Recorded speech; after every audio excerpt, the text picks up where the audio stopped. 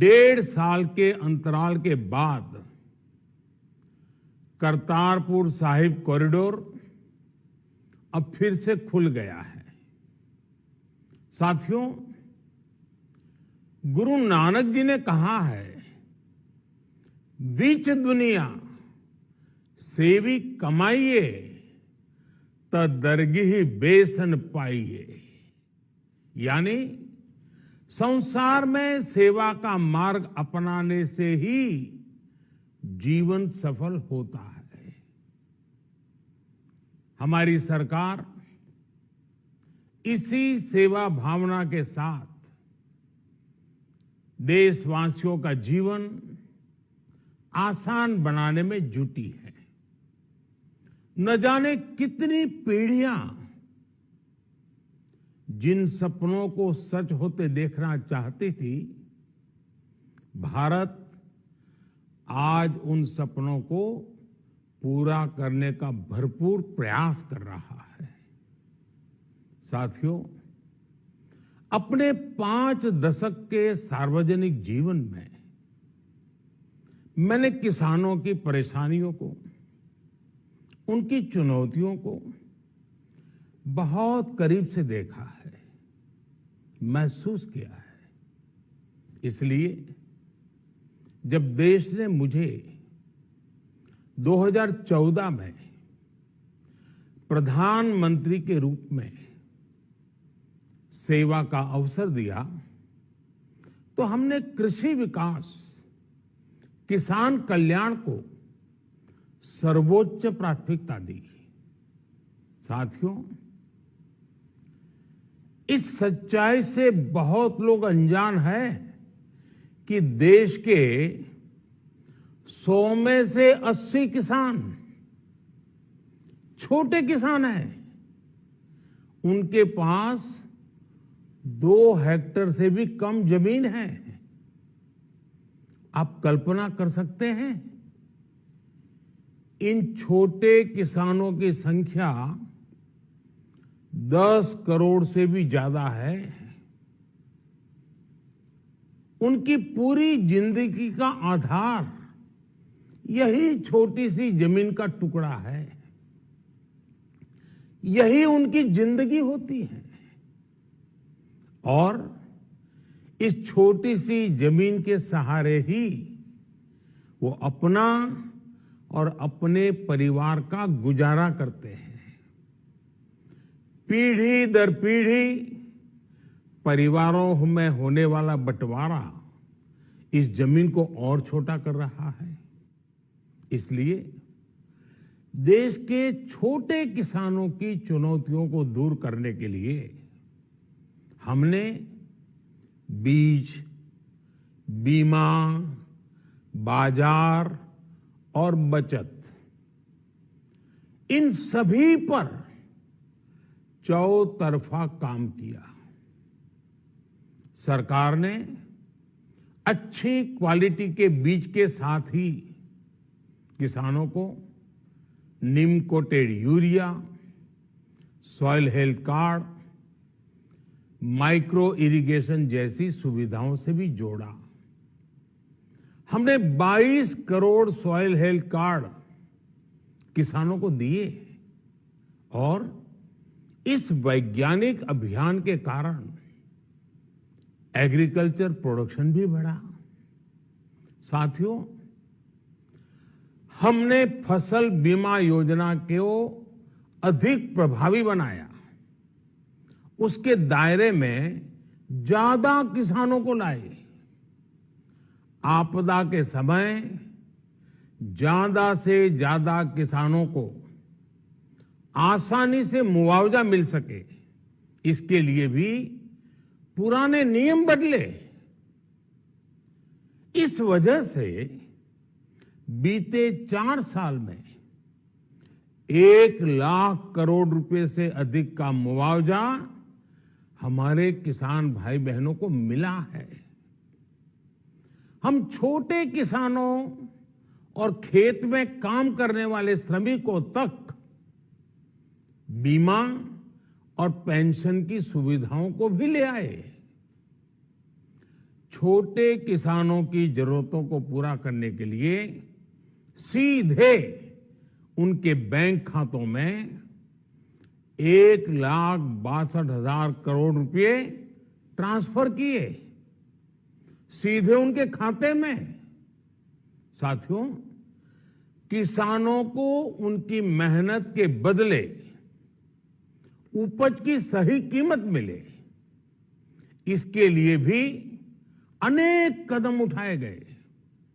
देश ने अपने रूरल मार्केट इंफ्रास्ट्रक्चर को मजबूत किया।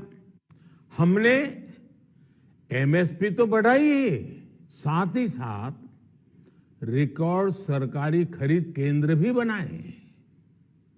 हमारी सरकार द्वारा की गई उपज की खरीद ने पिछले कई दशकों के रिकॉर्ड तोड़ दिए हैं।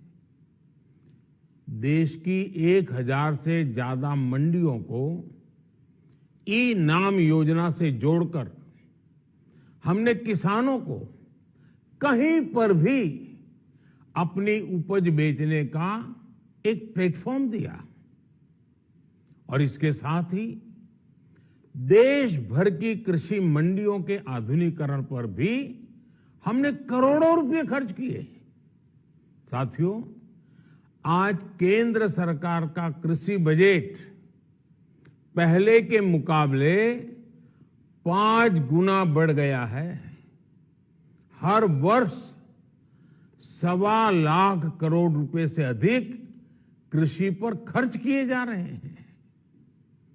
1 लाख करोड़ रुपए के एग्रीकल्चर इंफ्रास्ट्रक्चर फंड के माध्यम से गांव और खेत के नजदीक भंडारण, इसकी व्यवस्था, कृषि उपकरण जैसी अनेक सुविधाओं का विस्तार, ये सारी बातें तेजी से हो रही है। छोटे किसानों की ताकत बढ़ाने के लिए 10,000 एफपीओ किसान उत्पादक संगठन बनाने का अभियान भी जारी है। इस पर भी करीब 7,000 करोड़ रुपए खर्च किए जा रहे हैं। माइक्रो इरिगेशन फंड के आवंटन को भी 2 गुना करके 10,000 करोड़ रुपए कर दिया गया है। हमने क्रॉप लोन भी 2 गुना कर दिया, तो इस वर्ष 16 लाख करोड़ रुपए हो जाएगा। अब पशुपालकों को मछली पालन से जुड़े हमारे किसानों को भी किसान क्रेडिट कार्ड का लाभ मिलना शुरू हो गया है। यानी हमारी सरकार किसानों के हित में हर संभव कदम उठा रही है, लगातार एक के बाद एक नए कदम उठाती जा रही है। किसानों की आर्थिक स्थिति सुधरे, उनकी सामाजिक स्थिति मजबूत हो, इसके लिए पूरी ईमानदारी से काम कर रही है। साथियों, किसानों की स्थिति को सुधारने की इसी महाअभियान में देश में 3 कृषि कानून लाए गए थे। मकसद ये था कि देश के किसानों को, खासकर छोटे किसानों को और ताकत मिले, उन्हें अपनी उपज की सही कीमत और उपज बेचने के लिए ज्यादा से ज्यादा विकल्प मिले। बरसों से ये मांग देश के किसान, देश के कृषि विशेषज्ञ, देश के कृषि अर्थशास्त्री, देश के किसान संगठन लगातार कर रहे थे। पहले भी कई सरकारों ने इस पर मंथन भी किया था। इस बार भी संसद में चर्चा हुई, मंथन हुआ और ये कानून लाए गए। देश के कोने कोने में कोटि कोटि किसानों ने, अनेक किसान संगठनों ने इसका स्वागत किया, समर्थन किया। मैं आज उन सभी का बहुत बहुत आभारी हूं, धन्यवाद करना चाहता हूं। साथियों, हमारी सरकार किसानों के कल्याण के लिए, खासकर छोटे किसानों के कल्याण के लिए, देश के कृषि जगत के हित में, देश के हित में, गांव गरीब के उज्जवल भविष्य के लिए पूरी सत्यनिष्ठा से, किसानों के प्रति पूर्ण समर्पण भाव से, नेक नियत से ये कानून लेकर आई थी। लेकिन इतनी पवित्र बात, पूर्ण रूप से शुद्ध किसानों के हित की बात, हम अपने प्रयासों के बावजूद कुछ किसानों को समझा नहीं पाए। भले ही किसानों का एक वर्ग ही विरोध कर रहा था, लेकिन फिर भी ये हमारे लिए महत्वपूर्ण था। कृषि अर्थशास्त्रियों ने, वैज्ञानिकों ने, प्रगतिशील किसानों ने भी उन्हें कृषि कानूनों के महत्व को समझाने का भरपूर प्रयास भी किया। हम पूरी विनम्रता से, खुले मन से उन्हें समझाते रहे। अनेक माध्यमों से व्यक्तिगत और सामूहिक बातचीत भी लगातार होती रही। हमने किसानों की बातों को, उनके तर्क को समझने में भी कोई कोर कसर बाकी नहीं छोड़ी। कानून के जिन प्रावधानों पर उन्हें ऐतराज था, सरकार उन्हें बदलने के लिए भी तैयार हो गई। 2 साल तक हमने इन कानूनों को सस्पेंड करने का भी प्रस्ताव दिया। इसी दौरान ये विषय माननीय सर्वोच्च न्यायालय के पास भी चला गया। ये सारी बातें देश के सामने है, इसलिए मैं इनके अधिक विस्तार में नहीं जाऊंगा। साथियों, मैं आज देशवासियों से क्षमा मांगते हुए सच्चे मन से और पवित्र हृदय से कहना चाहता हूं कि शायद हमारी तपस्या में ही कोई कमी रही होगी, जिसके कारण दिए के प्रकाश जैसा सत्य कुछ किसान भाइयों को हम समझा नहीं पाए। आज गुरु नानक देव जी का पवित्र प्रकाश पर्व है। ये समय किसी को भी दोष देने का नहीं है। आज मैं आपको, पूरे देश को ये बताने आया हूं कि हमने 3 कृषि कानूनों को वापस लेने का, रिपील करने का निर्णय लिया है। इस महीने के अंत में शुरू होने जा रहे संसद सत्र में, इसी महीने में, हम 3 कृषि कानूनों को रिपील करने की संवैधानिक प्रक्रिया को पूरा कर देंगे। साथियों, मैं आज अपने सभी आंदोलनरत किसान साथियों से आग्रह कर रहा हूं, आज गुरु पर्व का पवित्र दिन है।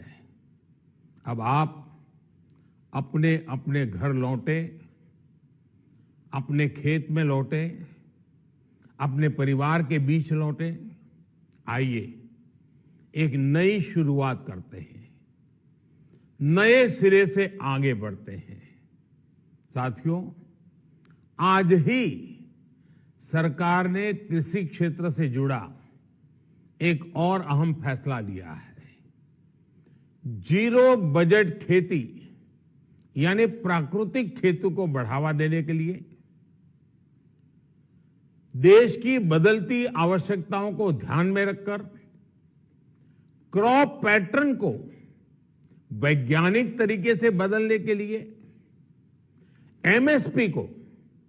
एमएसपी को और अधिक प्रभावी और पारदर्शी बनाने के लिए ऐसे सभी विषयों पर भविष्य को ध्यान में रखते हुए निर्णय लेने के लिए एक कमेटी का गठन किया जाएगा। इस कमेटी में केंद्र सरकार, राज्य सरकारों के प्रतिनिधि होंगे, किसान होंगे, कृषि वैज्ञानिक होंगे, कृषि अर्थशास्त्री होंगे। साथियों, हमारी सरकार किसानों के हित में काम करती रही है और आगे भी करती रहेगी। मैं गुरु गोविंद सिंह जी की भावना में अपनी बात समाप्त करूंगा। देहि शिवावर मोहे इहे, शुभ कर्मन ते कबहू न टरो। हे देवी, मुझे ये वर दीजिए कि मैं शुभ कर्म करने से कभी पीछे ना हटूं। जो किया किसानों के लिए किया, जो कर रहा हूं देश के लिए कर रहा हूं। आप सभी के आशीर्वाद से मैंने मेहनत में पहले भी कोई कमी नहीं की थी। आज मैं आपको विश्वास दिलाता हूं कि अब और ज्यादा मेहनत करूंगा ताकि आपके सपने साकार हो सके, देश के सपने साकार हो सके। आपका बहुत बहुत धन्यवाद। नमस्कार।